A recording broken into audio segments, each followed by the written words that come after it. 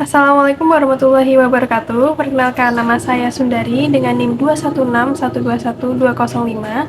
Saya dari Prodi Pendidikan Bahasa Inggris Universitas Raden Mas Said Surakarta. Di sini saya akan membahas 3 pertanyaan berikut ini dan juga jawabannya untuk memenuhi tugas ujian tengah semester mata kuliah Metodologi Studi Islam. Menjawab anggapan sebagian kaum orientalis yang menilai bahwasannya agama Islam merupakan agama jiplakan dari agama Yahudi dikarenakan beberapa alasan, di antaranya yang pertama, adanya kesamaan durasi penciptaan langit dan bumi, yaitu selama 6 hari. Dalam Al-Quran, durasi penciptaan langit dan bumi selama 6 hari tidak hanya dijelaskan sebanyak 1 kali, melainkan beberapa kali. Dan juga tafsirnya ialah bahwasannya untuk penunjukan waktu 6 hari untuk menciptakan semesta alam ini tidak menekankan pada angka 6 hari tersebut, melainkan untuk menekankan kekuasaan Allah dan keesaannya yang mampu menciptakan semesta alam ini hanya dalam waktu 6 hari. Hal ini didukung oleh ayat Al-Quran Surat Al-Kahf ayat 38. Hari Sabtu bagi umat Yahudi dan hari Jumat bagi umat Islam memang memiliki keistimewaannya tersendiri. Namun hal ini bukan berarti menunjukkan bahwasannya umat Islam itu menjiplak umat Yahudi untuk memiliki hari yang istimewa. Konsep hari spesial atau konsep hari suci dalam ritual keagamaan merupakan fenomena yang biasa. Namun, umat Islam memiliki landasan historis dan teologis mengapa hari Jumat merupakan hari yang spesial. Sebagaimana disampaikan oleh Sa'ad bin Ubaidah, sebuah hadis sebagai berikut.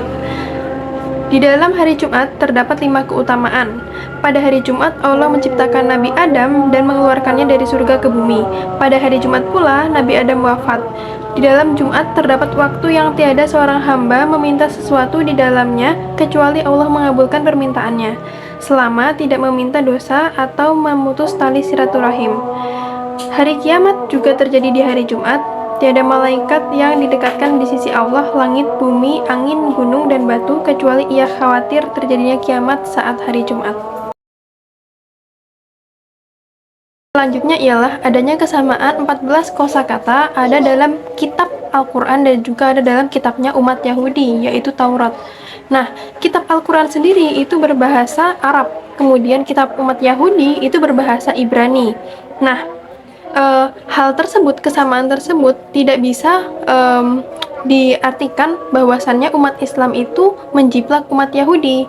Mengapa demikian? Karena banyak kosakata yang ada dalam bahasa Arab itu sama dengan dalam bahasa Ibrani.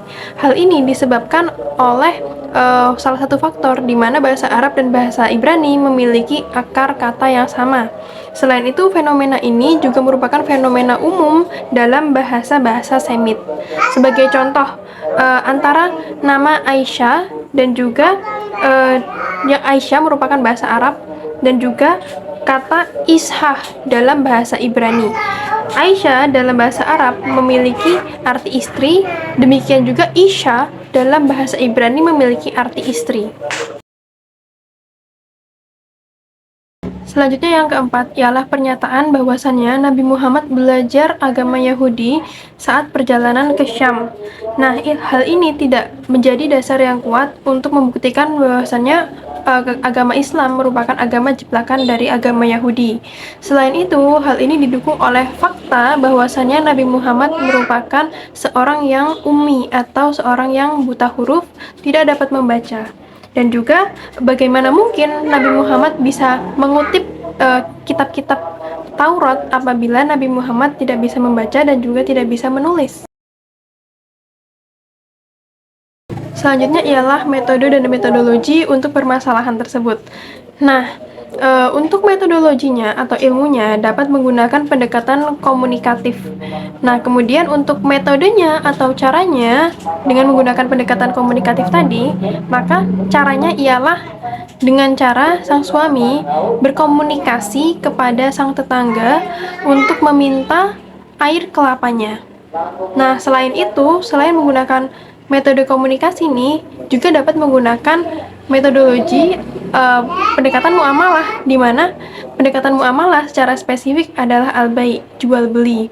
Nah, di sini sang suami dapat menggunakan metode di mana sang suami pergi ke tetangganya untuk membeli air kelapa tersebut. Dengan demikian akan dapat menyelesaikan permasalahan yang dihadapi dengan cara yang baik. Yang pertama ialah pendekatan Islam normatif religius. Nah, pendekatan ini menekankan pada analisis dari teks-teks keagamaan dalam umat Islam berupa Al-Quran, kemudian hadis, juga ijtihad para ulama dalam menyelesaikan permasalahan-permasalahan. Nah, fokus utamanya ialah pada pemahaman normatif atau pada prinsip-prinsip keagamaan dan juga hukum Islam. Untuk contohnya ialah ayat Al-Quran tentang hukum sholat, yaitu surat An-Nisa ayat 43 yang berbunyi, "Hai orang-orang yang beriman, janganlah kamu sholat dalam keadaan mabuk sehingga kamu mengerti apa yang kamu ucapkan." Nah, poin dari ayat tersebut ialah menekankan syarat-syarat yang harus dipenuhi untuk melaksanakan sholat. Nah, yang kedua ialah dari hadis Nabi Muhammad tentang pentingnya berzakat, yaitu Islam dibangun di atas 5 dasar, kesaksian bahwa tiada Tuhan selain Allah dan Muhammad adalah utusan Allah, kemudian menunaikan sholat, menunaikan zakat, berpuasa di bulan Ramadan, dan haji ke Baitullah. Hadis Bukhari. Nah, poin dari hadis tersebut ialah menunjukkan bahwasannya wajibnya untuk menunaikan zakat. Dan yang terakhir ialah studi Islam empiris historis. Nah, pendekatan ini melibatkan analisis terhadap konteks sejarah, kemudian budaya, dan juga sosial dalam perkembangan agama Islam, serta implementasi ajaran-ajarannya dalam kehidupan sehari-hari. Studi ini mencoba untuk memahami bagaimana agama Islam diterapkan dan dipahami dalam konteks nyata. Contohnya ialah penelitian sejarah tentang awal perkembangan Islam dan juga kehidupan Nabi Muhammad yang mencakup studi tentang kondisi sosial, politik, dan juga budaya di Mekah dan Madinah pada saat itu. Ini membantu kita memahami bagaimana Islam itu muncul dan berkembang dalam konteks sejarah yang spesifik. Demikian pembahasan dari 3 persoalan tersebut.